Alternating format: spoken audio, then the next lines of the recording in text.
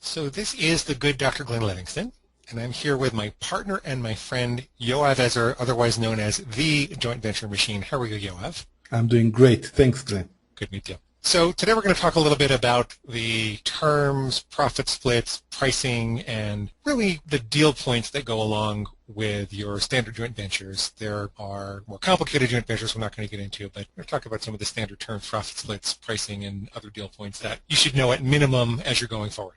So let's just do a quick recap of what we've talked about already, and if you don't remember this, you might want to go back to some of the earlier videos. What we talked about already is how to build your list and promote your products with joint ventures, how to combine JVs with a particular type of marketing research, survey research to create products that are extremely likely to sell, how to find hundreds of suitable JV partners in your market, and how to approach and pitch your JV idea to a partner for maximum impact. So that's what we've covered already in the previous videos, and what we're going to cover today is essentially how to not get your ass kicked by partners in the real world. We're going to talk about what the standard terms of joint ventures are for info products and services and other products with a particular margin. Talk about some guidelines on pricing for your products. We're going to talk about the idea of reciprocal promotions, and we're going to talk about the typical versus atypical profit splits in joint venture relationships. Go ahead, Mr. Machine. Thanks. I want to add to that it's usually not the partners that kick your ass. It's if you don't set the terms and expectations correctly, then reality brings you to a point where it's just very difficult to go ahead with the business. But we'll discuss that a bit. Well, yeah, right. It's important to think through because it's very easy to get enamored and kind of fall in love with your partner to start with and not really think through what you're going to be facing together and how much work there's going to be and what's going to have to happen. And it becomes almost impossible to go forward if you haven't thought it through beforehand. So we'll talk about that. Okay, now we have to have a little disclaimer. This is basically the cover your ass part of the presentation, but it's important, and we want to give you some practical advice about when you might want to seek out an attorney. So obviously neither Yoav or I are attorneys, and so we are sharing what we've learned, the practicalities of what we learned in 30 or more years of doing business. And so basically no one can take the risk but you. You have to decide whether you want an attorney or not. We can tell you that when the deal is deep, there are a lot of times when it, in my estimation, the expense and time involved with getting an attorney is not worth it because the risk just isn't that big. Like if I'm going to spend a couple of weeks working on a little product promotion and I think that my personal character judgment of my partner is good enough and I've had a little bit of experience and I think, you know, okay, worst case scenario, this guy screws me and I'm out a couple of weeks. Do I really want to go spend $500 to $1,000 on an attorney just to protect against that possibility? I don't think so. That's my personal opinion. So if the deal gets too complex, if it's too deep, or if it's going to be a long-term foundation where once you let the cat out of the bag, you're not going to have an opportunity to do it again. For example, let's say you're starting an agency, right? Like when I partnered and I was beginning to run a pay-per-click agency with my partner, who was an attorney, by the way, we really had to look things over carefully because once I let that cat out of the bag, it wouldn't make sense for me to say to my list, you know, forget that other agency that I was involved with. Now I'm going to do this new agency. It was really kind of a one-shot deal. When there's a lot more to risk, then you need to have an attorney to help you with the deal. If the person you're dealing with is shady, you definitely need an attorney, but if you think the person is shady, you should probably get out of the deal. I think life is short. Business can be brutal, but it's supposed to be fun too, and what makes it fun is partnering with good people, and so I always feel like one bad partner could ruin your whole experience of business, so get out of Dodge if you think the person is shady in any way. Yoav, you want to say anything else about that? And sometimes you have to have an attorney, but when you do use an attorney, remember that attorneys work to create the maximum protection under the law. They don't have the best interests of your business in mind.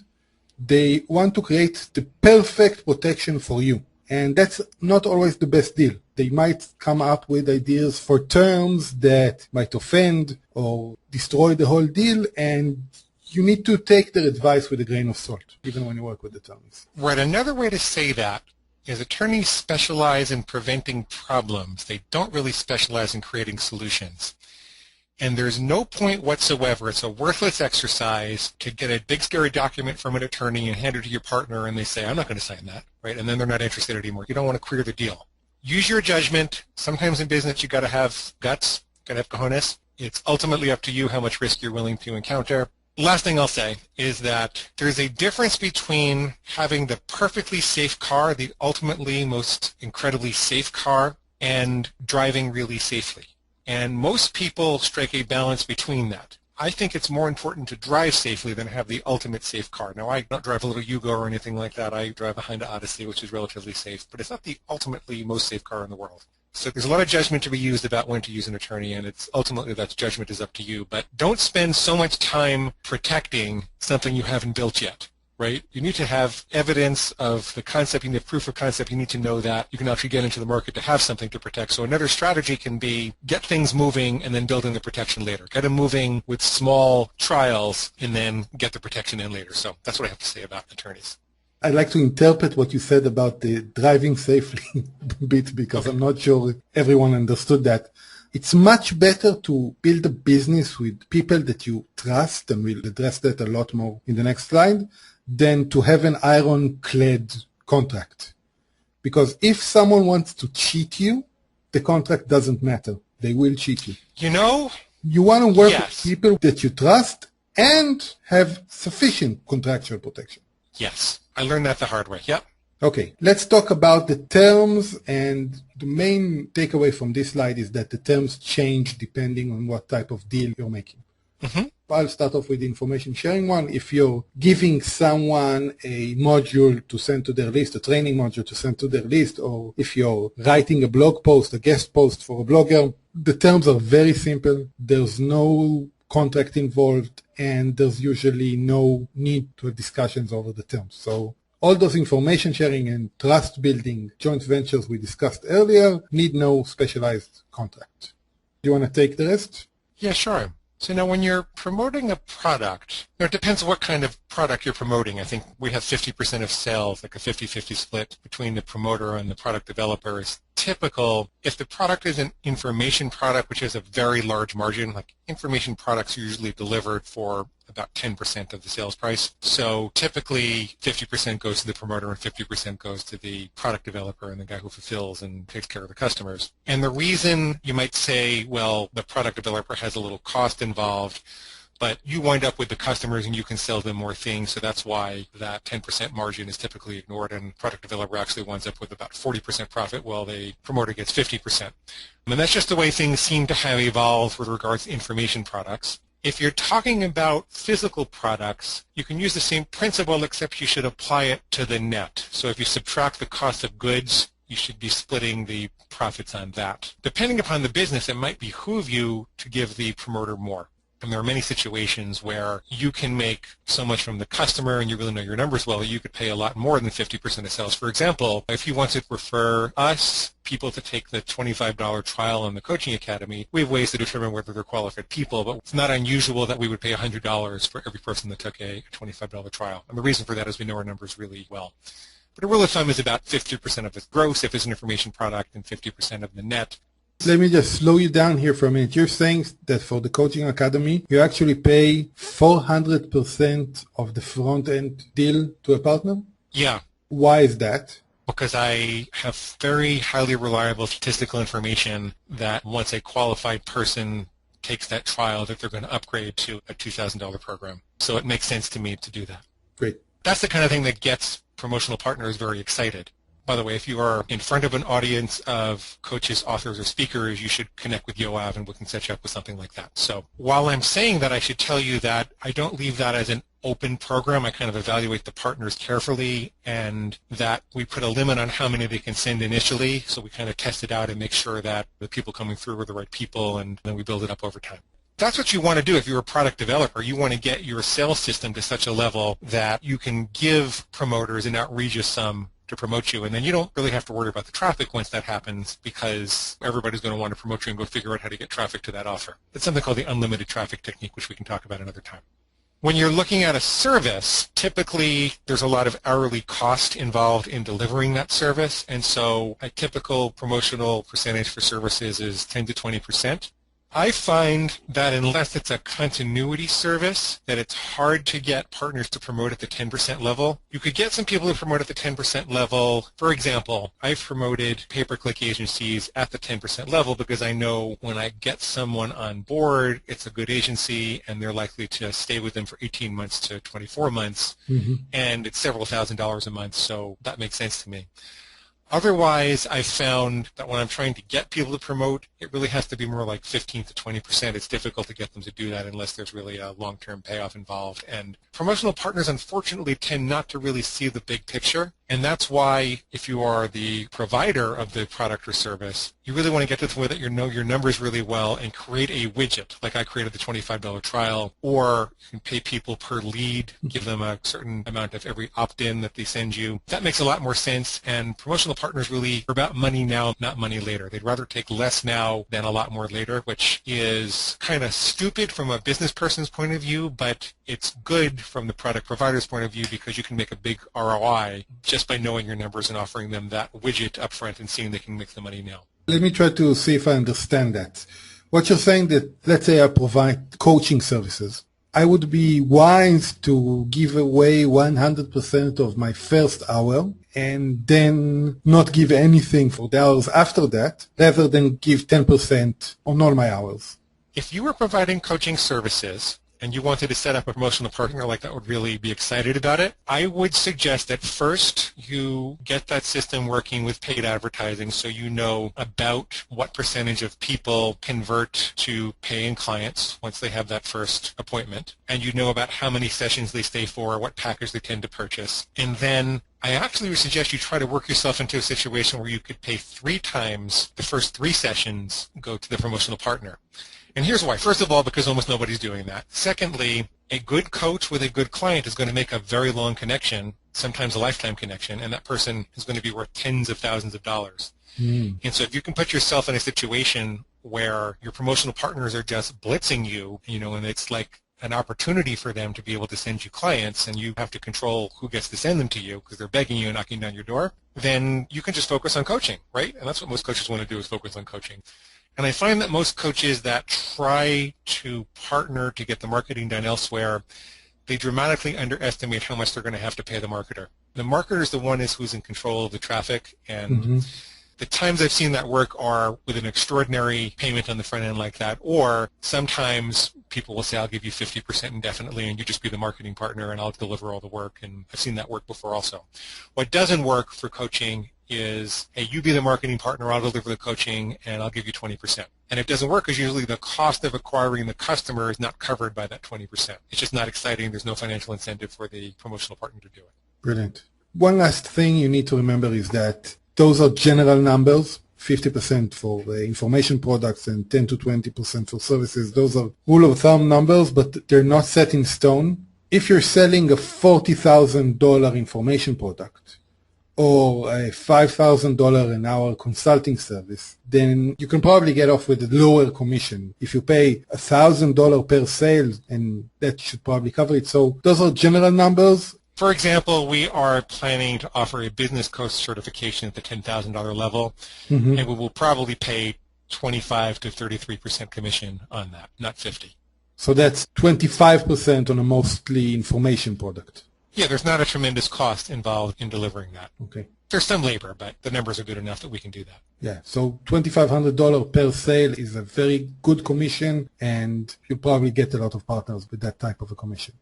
If you are going in so deep with a partner that you want to start a company together, then you most certainly need a contract and an operating agreement, and that's a situation you really should have an attorney look things over, because even having very high levels of a trust, it's not really sufficient. When you're really getting into bed with someone, things can go wrong. Things can go wrong 2 years down the line that you wouldn't have considered. Your partner could decide to prohibit you from doing certain types of business that you were counting on already doing outside the agreement. It's better to work with an attorney and have them ask you the right questions and make those protections in place. So, can I give an example for that? Yeah. In a previous business I had a partner I trusted fully.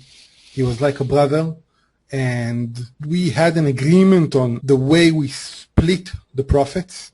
Then he died. This stuff happens. He got very sick and he died, and I lost out on about $80,000 because you didn't have it specify what would happen in that scenario. No, we didn't have anything in writing. And, although his family was very nice, if you don't have a contract, someone comes up to you and say, you owe me $80,000, it doesn't work that way. When things start to get serious, you need to have a contract in place. The other thing that could happen, at least here in the States, is you could wind up in business with his wife without knowing that because she would inherit the stock. Exactly. So those kind of things need to be specified.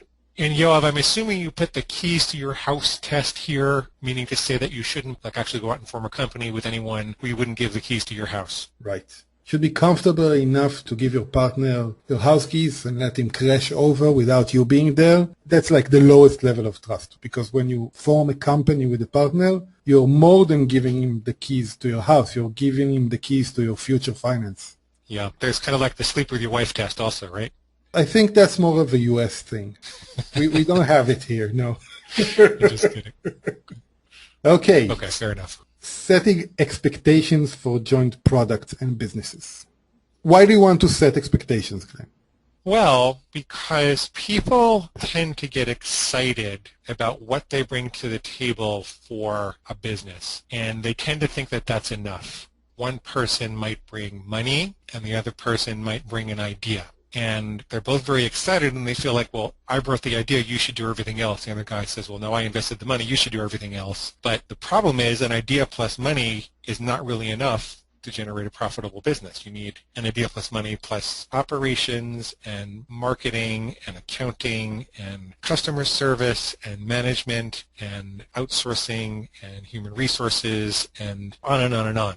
Compliance. So if you don't go through a checklist like that, and that's one of the things we provide a comprehensive checklist in the Joint Venture Fast Track full training. If you don't go through that kind of a checklist, then you're very apt to overlook something and finger point to whose responsibility that's going to be. So you don't really know what the duties are, and you don't know who's going to put how much effort in, and when is money going to be taken out of the business, under what circumstances, how much is going to be reinvested, what about taxes? Yoav and I had several conversations about taxes before we formed a corporation because it was particularly complicated since he's in Israel and we're in the United States, and there are foreign investors from Israel and Chile and all over the place. So all of that really needs to be discussed, as well as an amicable separation clause. Some of the best relationships are the relationships where people don't feel they're bound by chains. Make sure that there is an out clause for people to separate and remain friends if they can.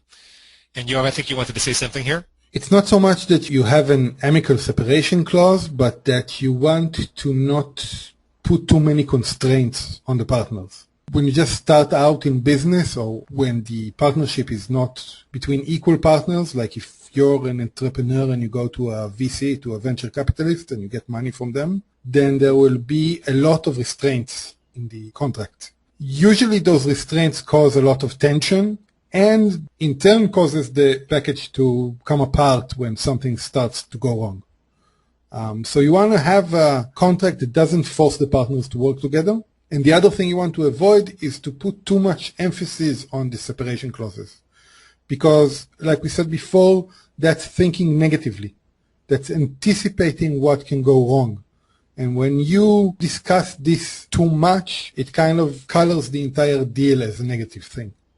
You want to be optimistic when you get started, and you want to make sure that you can separate if you want to, that there's nothing preventing you in the contract to separate. One last thing. Sometimes you'll find out after a long period of time, or maybe months or even years, that you want to walk away from the business or from the joint venture. A lot of times you have to walk away and leave your part of the business to the partner because you can't otherwise walk away. Sometimes you just need to do that. If you find out that you're in a bad deal, it's like finding out that you're in a bad marriage. You might have some joint properties, but they're usually, if it's a bad marriage, if it's a bad partnership, it's usually better to walk away and start something new. Now, not always. You can take my advice for every partnership, but don't be afraid to walk away if the situation warrants it. You don't want to throw good money after bad. Before we avoid scaring people too much, I want to remind you that if you start slowly with people and you build trust over time, trust people to the extent that they prove themselves trustworthy. Don't go in blindly trusting people until they prove you wrong. Trust people to the extent that they prove themselves trustworthy. Then a lot of these horrific things just never happen.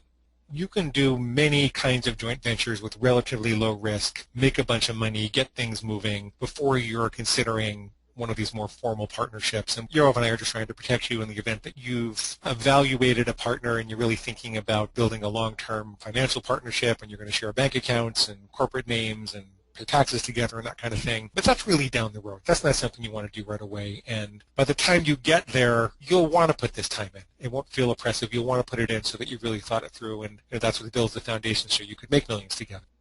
I totally agree. If you set the expectations correctly, then you get 90% of the problems out of the way before you even start. So, you and I have only come to blows 4 or 5 times, right? Just kidding. Glenn is like 6'7" and weighs like 900 pounds. I would never come to blows with you. I'm feeling very comfortable being like 6,000 miles away when we argue. You're colonel in the Israeli army? What were you in the Israeli army? Yeah, sergeant major.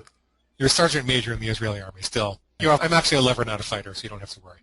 Just a word about pricing for the joint venture channel.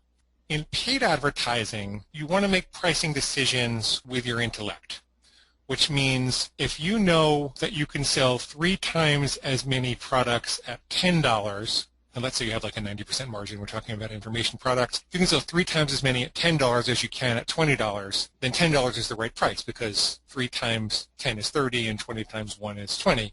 So mathematically, $10 is the right price. That will be the wrong decision for the joint venture channel. In the joint venture channel, partners make very emotional decisions about whether they want to promote you, and bigger numbers are better. You need them to see dollar signs. You need them to get their greed glands going. They're not going to take the time and work it takes, the mental energy it takes to think through whether the $10 product is really better, unless they're a very sophisticated marketer. A sophisticated good marketer will do that. I do that when I choose products to promote. But most promotional partners, they're much more excited about 20% commission on a $10,000 product than they would be on a 20% sales commission on a $10 product, just because they feel like they have to make a lot more sales. They don't take into account how much easier it's going to be to make those sales. Think big. Think big when you're trying to lay out something for a joint venture partner. And the second piece of this is, in order to do that, you might need to add value to your product so that you can increase the price rather than decreasing the price to get more customers. We discuss how you can increase the price of your products in the full training. So I hope you can see that Yoav and I are pouring out our hearts and our souls and teaching you the basics of doing joint ventures. But we really think it would be silly for you to watch these joint venture trainings and not join the full training. 1, because it's very inexpensive, and 2, because if you do it before the countdown expires on the page below, then you'll get free lifetime membership in the JV Insiders Club. And what that is, it's a group of people who are simpatico with the joint venture philosophies that we espouse here. It's filled with people who are actively looking to network and do business with you. We use this countdown timer, by the way, in order to make sure the club is filled with people who are interested in taking action. So a lot of clubs you go to, people just kind of lurk and they read it for a while and they go away. We're more interested in people that are real action takers, have kind of proven that they put their time or their money right where their mouth is. And that way you can cut through 90% of the know, like, and trust process, and you can get facilitated help to make those connections. We don't just leave you to your own devices. Once a month we do a webinar where we facilitate the presentation of your offer to the rest of the club, but not only to the rest of the club, because we record the webinars and we broadcast them to the whole buyers list. So you don't have to rely on people attending the webinar to hear it. You don't even have to rely on them logging in and downloading it. They get broadcast to their email, and this is a way to really leverage your time and get your offer out in front of thousands of people. And the best part is that if you take action before the countdown expires below, it's entirely free for the life of the Joint Venture Insiders Club.